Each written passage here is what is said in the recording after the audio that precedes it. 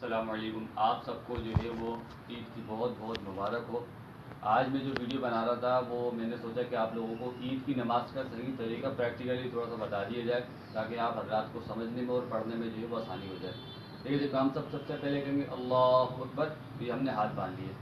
ٹھیک ہے, پہلی تکبیر میں ہم نے ہاتھ باندھے. اس کے بعد امام صاحب پڑھیں گے سبحانک اللہم وبحمدک وتبارک اسمک وتعالی جدک ولا الہ غیرک. امام صاحب پڑھ لیا.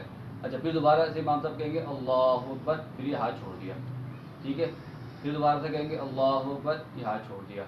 پھر دوبارہ کہیں گے اللہ اکبر. تو یہ ہم نے ہاتھ باندھ لی. اب امام صاحب یہ سورہ فاتحہ پڑھیں گے, اس کے ساتھ سورت ملائیں گے. پھر اس کے بعد رکوع سجدہ کریں گے. یہ ہماری پہلی رکعت کمپلیٹ ہو گئی.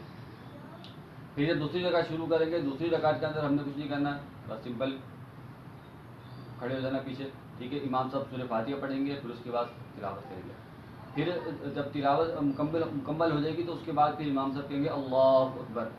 تو اس میں ہم نے رکوع میں نہیں جانا. پھر ہم نے کہنا اللہ اکبر. ٹھیک ہے, یہ تکبیر ہو گئی. پھر کہیں گے اللہ اکبر. دوسری تکبیر ہو گئی. پھر کہیں گے اللہ اکبر. یہ تیسری تکبیر ہو گئی. پھر جیسے چوتھی تکبیر کہیں گے اللہ اکبر تو ہم نے ہاتھ نہیں اٹھانے. تین تکبیر پہ ہاتھ ہو گئے. چوتھی تکبیر ہم نے جانا رکوع میں.